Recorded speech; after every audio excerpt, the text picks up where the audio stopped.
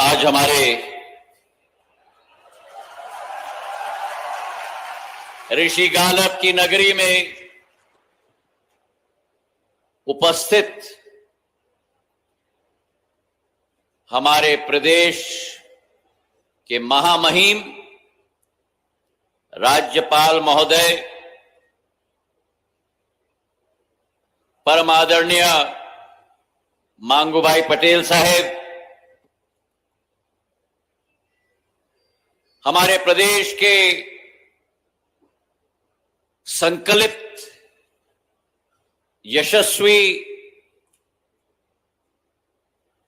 और प्रदेश को एक तीव्र गति, विकास और प्रगति में देने के लिए दिन रात कार्य करने वाले हमारे यशस्वी मुख्यमंत्री आदरणीय मोहन यादव जी, हमारे सुप्रीम कोर्ट के न्यायाधीश, जिनके वक्तव्य के बाद कुछ बोलना थोड़ा मुश्किल हो जाता है, हमारे अपने ग्वालियर संभाग के जस्टिस जे.के. महेश्वरी साहेब, मंच पर आसीन सुप्रीम कोर्ट के न्यायाधीश, जिन्होंने अपने अनूठे अंदाज में ग्वालियर के जन जन के दिल जीतने के कार्य किया अपने भाषण में, हमारे जस्टिस एस.सी. शर्मा साहेब, मध्य प्रदेश हाई कोर्ट के मुख्य न्यायाधीश जस्टिस रवि मालिमत जी, जिन्होंने अपने कार्यकाल में, यह अतिशयोक्ति नहीं होगी अगर मैं कहूं कि एक तजुर्बा करके दिखाया है मध्य प्रदेश में,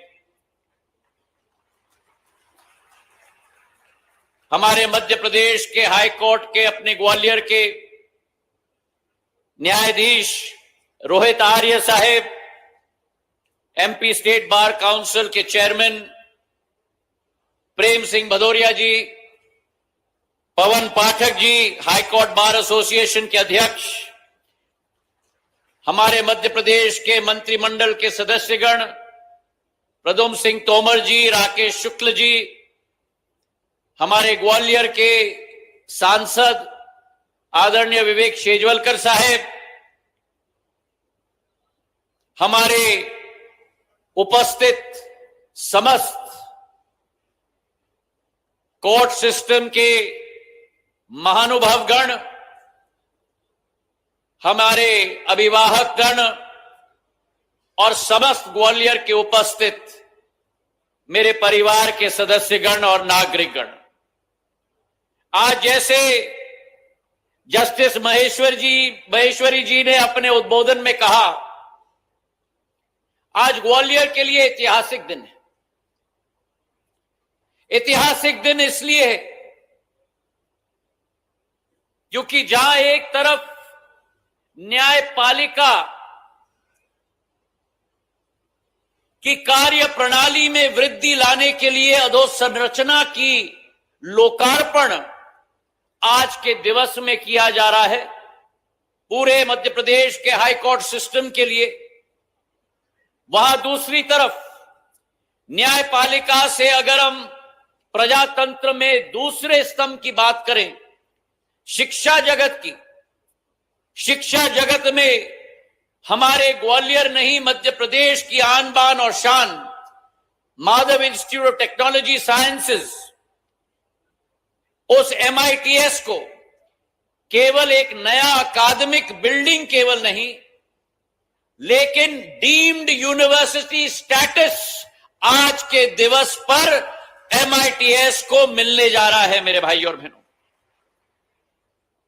और अगर शिक्षा जगत से हम जाएं अधोसंरचना की तरफ, आज प्रधानमंत्री जी, राज्यपाल महोदय और मुख्यमंत्री जी के द्वारा ग्वालियर का ऐतिहासिक नवीन हवाई अड्डा 2,50,000 स्क्वायर फुट का 16 महीने के अवधि में ग्वालियर की संस्कार और संस्कृति को पूर्ण रूप से धारण करके रिकॉर्ड टाइम में 500 करोड़ रुपए का हवाई अड्डा का लोकार्पण भी हुआ है मेरे भाई और बहन।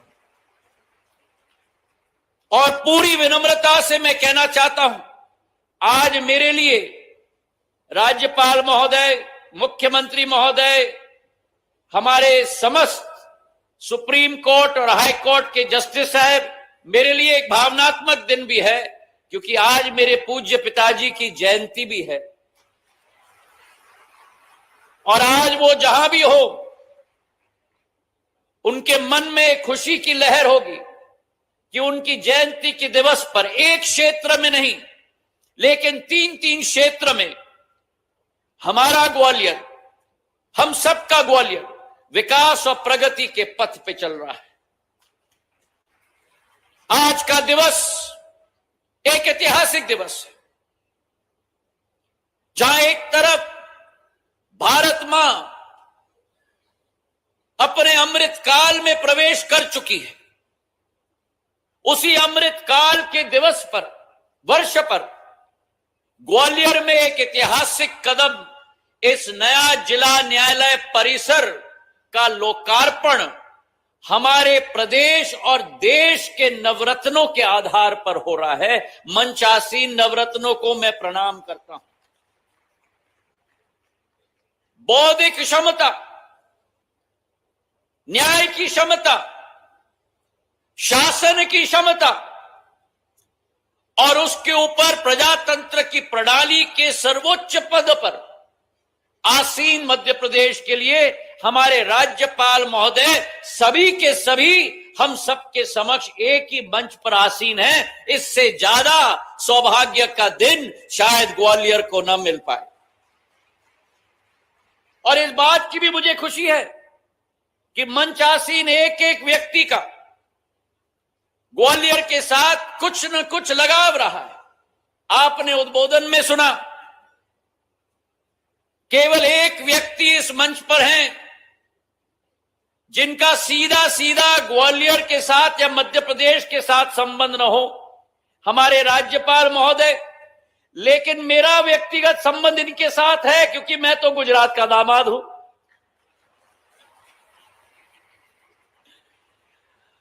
आज का दिवस एक महत्वपूर्ण दिवस हमारे न्याय के क्षेत्र में भी है। मैं थोड़ा अतीत में जाना चाहता हूं। ग्वालियर में न्याय की प्रक्रिया के इतिहास में जाना चाहता हूं। ग्वालियर में न्याय की प्रक्रिया 150 वर्ष से ज्यादा पुरानी रही है। माधव महाराज द्वितीय, हर बार जब मैं प्रथम कहता हूं तो मोहन यादव जी मुझे टोकते हैं, क्योंकि महाजी महाराज, माधव महाराज प्रथम थे, तो माधव महाराज द्वितीय के समय में उन्होंने दरबार पॉलिसी निकाली थी। और दरबार पॉलिसी 12 वॉल्यूम की किताब है। 12 वॉल्यूम की किताब है। हर एक शासक के लिए, हर एक मंत्री के लिए, हर एक न्यायाधीश के लिए, हर एक रेवेन्यू कलेक्टर के लिए, कि राज्य और स्टेट को न्याय की आधार पर कैसे चलाया जाना चाहिए। और उस दरबार पॉलिसी के तहत पहला न्याय की प्रक्रिया समूचे ग्वालियर स्टेट में, ग्वालियर से लेकर आपके मालवा अंचल तक लेकर आपके राजस्थान के झालावाड़ तक लेकर पूर्ण रूप से ग्वालियर स्टेट के अधीन पूर्ण रूप से क्रियान्वयन की गई थी। इसके साथ उनके पुत्र, मेरे दादा, मेरे आजोबा जीवाजीराव महाराज ने सन 1938 में ग्वालियर की हाई कोर्ट की बिल्डिंग की लोकार्पण की थी। उस समय विधि मंत्री मौलवी सैयदुद्दीन हैदर साहब थे। ग्वालियर स्टेट के चीफ जस्टिस जी के शिंदे साहब थे। और उस कार्यक्रम में, इस कार्यक्रम की तरह सभी अधिवक्ता, सभी जुडिशियल सिस्टम से जुड़े हुए लोग उपस्थित थे। हाई कोर्ट के गेट पर एक बड़ा लॉक लगाया गया था। उस लॉक में न्याय प्रक्रिया की पूर्ण लेख लिखी गई थी और वो बड़ा लॉक भी ग्वालियर इंजीनियरिंग वर्क्स के द्वारा बनाया गया था। चाबी मेरे आजोबा के हाथ में दी गई। वो चाबी चांदी की चाबी नहीं थी, वो चाबी इस्पात की चाबी थी।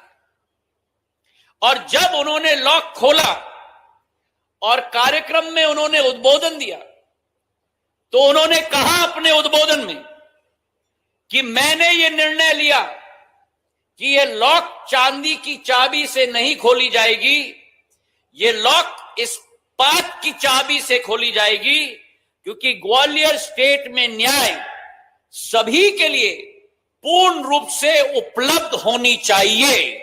यह निश्चय और संकल्प में लेता हूं। और अंग्रेजी में उनका वाक्य था, and I would like to quote him. He said in his speech, like steel, justice should be useful. न्याय उपयोगी होनी चाहिए। Justice should be unbending. न्याय को कभी झुकना नहीं चाहिए। Justice should be easily available. सबके लिए उपलब्ध होना चाहिए। Justice should be untarnished. न्याय के ऊपर कभी भी प्रश्न चिन्ह नहीं लगना चाहिए। और जस्टिस शुड बी एफिशिएंट। न्याय की दक्षता सदैव होनी चाहिए। और उनका ये वाक्य 1938 में, करीब 100 साल पूर्व, आज भी उतना ही संदर्भ रखता है 2024 के भारत में। मेरे भाई और बहनों, आज मैं बाबा साहब अंबेडकर का स्मरण करता हूं।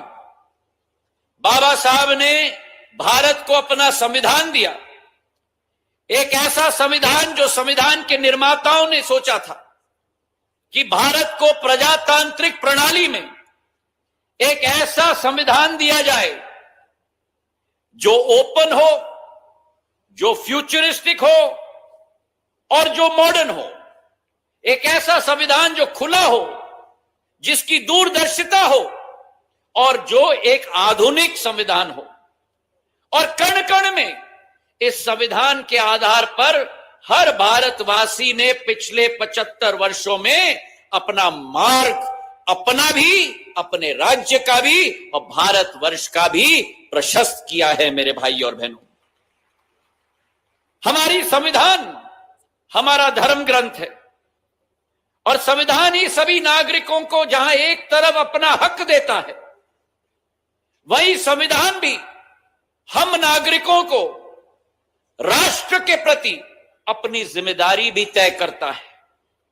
और आज इस प्रणाली की जो विस्तारीकरण हो रही है, आज इस कार्यक्रम में, जहां कानून की निष्पक्ष व्याख्या हो, उसका उपयोग सुनिश्चित हो, जहां अहम भूमिका में नागरिक के संवैधानिक हकों पर पूर्ण रूप से सुरक्षा हो, लोकतंत्र प्रणाली के सिद्धांतों को बनाए रखने के लिए एक संकल्प हम लोग सब लें।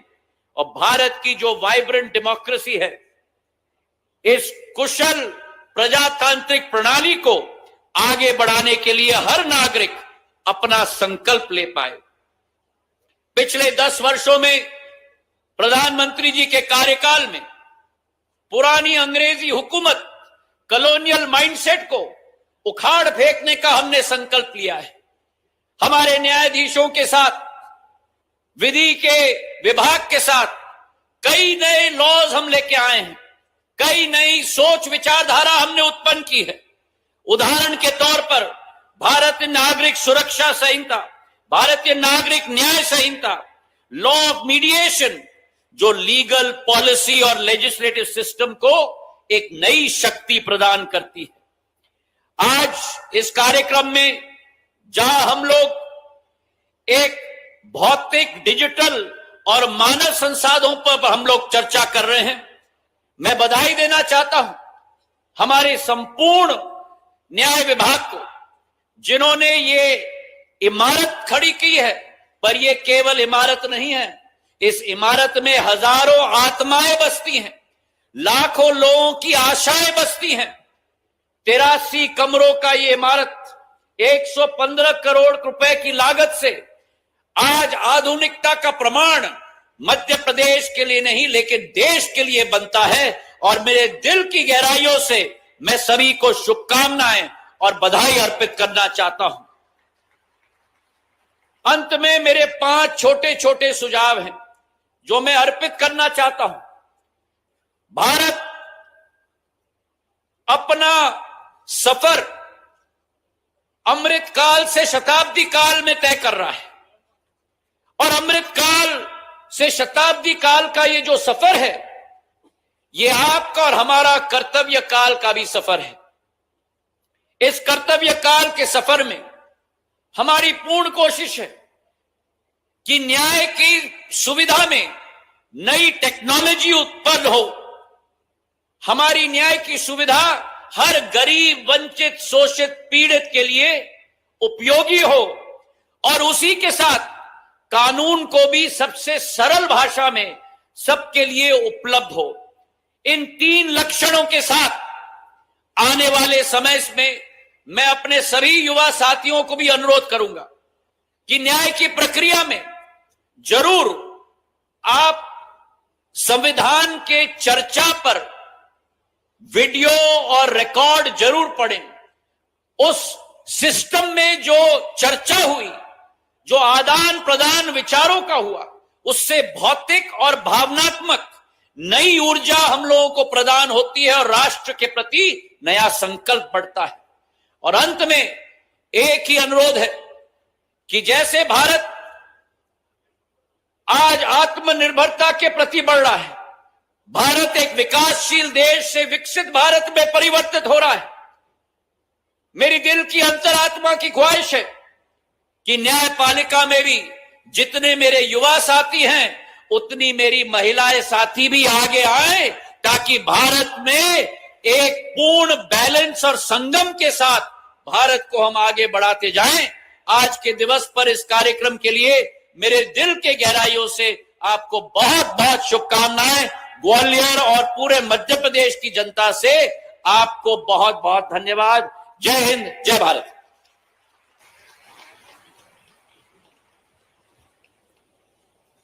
Thank you, sir. I would now humbly request Dr. Mohan Yadav, Honorable Chief Minister, Madhya Pradesh, to kindly address this august gathering.